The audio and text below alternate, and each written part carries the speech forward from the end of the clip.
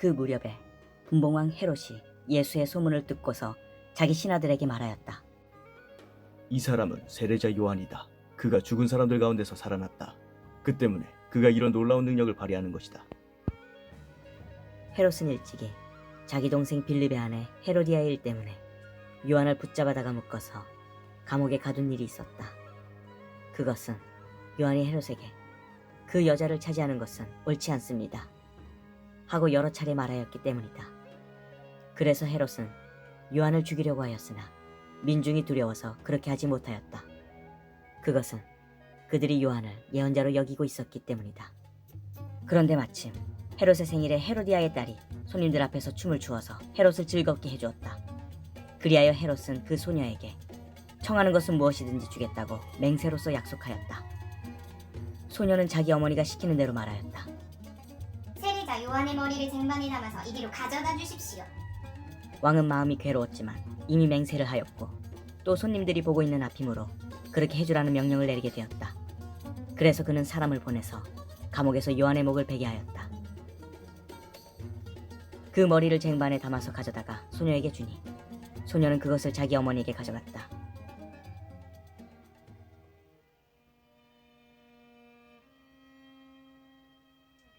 요한의 제자들이 와서 그 시체를 거두어다가 장사 지내고 나서 예수께 가서 알려드렸다. 예수께서 그 말을 들으시고 거기에서 배를 타고 따로 외딴 곳으로 물러가셨다. 이 소문이 퍼지니 무리가 여러 동네에서 몰려나와서 걸어서 예수를 따라왔다. 예수께서 배에서 내려서 큰 무리를 보시고 그들을 불쌍히 여기시고 그들 가운데서 앓는 사람들을 고쳐주셨다. 저녁 때가 되니 제자들이 예수께 다가와서 말하였다. 여기는 빈들이고 날도 이미 저물었습니다. 그러니 무리를 헤쳐보내어 제각기 먹을 것을 사 먹게 마을로 보내시는 것이 좋겠습니다. 예수께서 그들에게 말씀하셨다. 그들이 물러갈 필요 없다. 너희가 그들에게 먹을 것을 주어라. 제자들이 예수께 말하였다. 우리에게 있는 곳이라고는 빵 5개와 물고기 2마리밖에 없습니다. 이때 예수께서 말씀하셨다. 그것들을 이리로 가져오너라. 그리고 예수께서는 무리를 풀밭에 앉게 하시고 나서 빵 5개와 물고기 2마리를 들고 하늘을 우러러 보시고 축복 기도를 드리신 다음에 떼어서 제자들에게 주시니 제자들이 이를 무리에게 나누어 주었다. 그들은 모두 배불리 먹었다. 남은 부스러기를 모으니 12광주리에 가득 찼다. 먹은 사람은 여자들과 어린아이들 외에 어른 남자만도 5,000명쯤 되었다. 예수께서는 곧 제자들을 재촉하여 배에 태워서 자기보다 먼저 건너편으로 가게 하시고 그동안에 무리를 헤쳐 보내셨다. 무리를 헤쳐 보내신 뒤에 예수께서는 따로 기도하시려고 산에 올라가셨다. 날이 이미 저물었을 때 예수께서는 홀로 거기에 계셨다.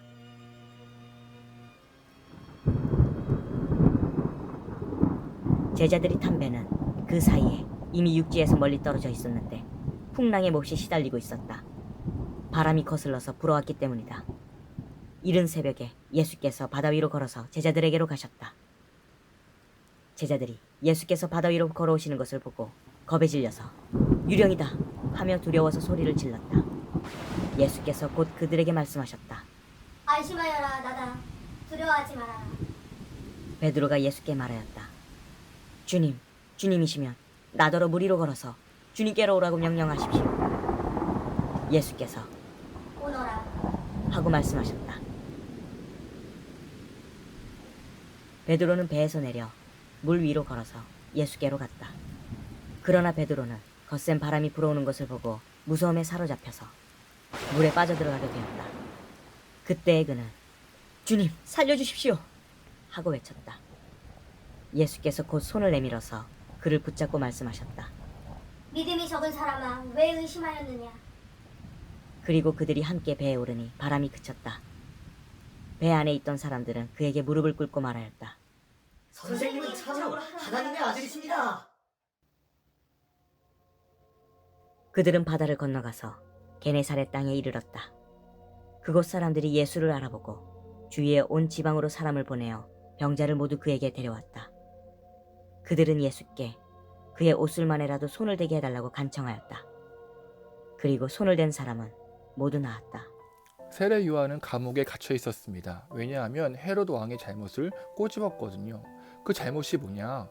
헤롯이 자신의 동생 빌립의 아내와 결혼을 한 잘못이에요. 물론 동생이 죽어서 그 아내가 미망인이 되었다면 문제될 것이 없어요. 하지만 헤롯은 동생이 시퍼렇게 살아있었음에도 동생의 아내를 자기의 아내로 삼았던 것이죠. 나쁜 놈. 바로 이 죄를 지적한 세례 요한을 감옥에 집어넣습니다. 요한을 죽이려 하죠.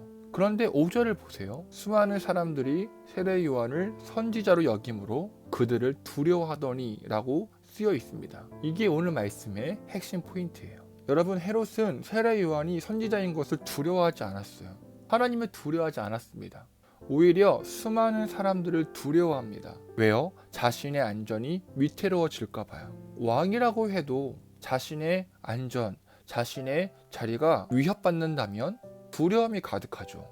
이렇게 사람들의 말과 시선을 두려워했던 헤롯은 세례 요한을 함부로 죽이지 못합니다. 하지만 끝내 세례 요한은 끔찍한 참수형을 당하게 됩니다. 헤롯의 아내 헤로디아의 음모가 있었거든요.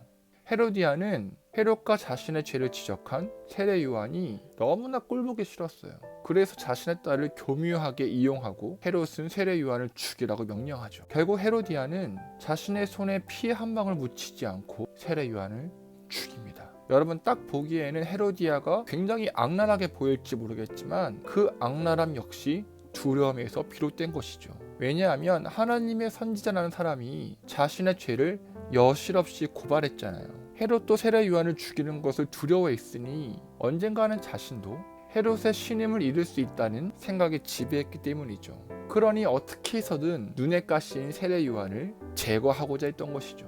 여러분, 사람의 마음에 가장 두고 싶지 않은 감정은 두려움입니다. 두려움에 사로잡히면 아무것도 손에 잡히지 않아요. 정상적인 생활을 할 수가 없죠. 연약해져요. 사람들의 말 한마디 한마디에 예민해지고요. 옹졸해지고 난폭해지고 불안해집니다. 앞이 캄캄해요. 신앙생활도 마찬가지예요. 두려움에 사로잡히면 올바로 된 삶을 살아갈 수 없으며 죄에 노출될 확률이 매우 높아집니다. 헤롯 왕과 헤로디아가 그랬던 것처럼 하나님보다 사람들의 시선을 더 두려워하게 되죠. 자신의 죄를 찌르는 하나님의 음성을 제대로 직시하지 못하고 그 죄를 더 감춥니다. 이런저런 변명을 대며 자신의 행동을 합리화해요. 거짓과 교활과 교만이 내 삶을 둘러쌉니다. 이것이 두려움의 결과입니다. 하지만 여러분, 주님께서는 우리에게 말씀하십니다. 27절, 안심하라, 나니 두려워하지 말라. 네, 예수님께서 우리에게 안심하라, 두려워하지 말라 말씀하십니다. 왜요? 너희 눈앞에 있는 사람이 나, 예수 그리스도니 두려워하지 말라는 것이죠.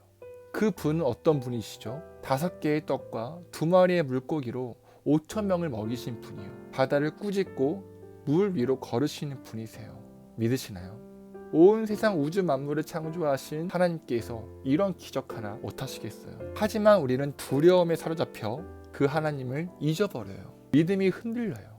두려움의 도끼가 믿음의 나무를 찍어댑니다. 이런 우리에게 주님께서 책망하십니다. 믿음이 작은 자여, 왜 의심하느냐? 결국 우리가 두려움에서 이길 수 있는 비결은 뭐냐? 하나님이 어떤 분이신지 분명히 알고 믿는 것 뿐이에요. 그분의 성품과 기적과 하신 일을 인정하고 그분께서 내 삶 가운데 일하실 것을 기대하는 것이죠. 이게 믿음입니다.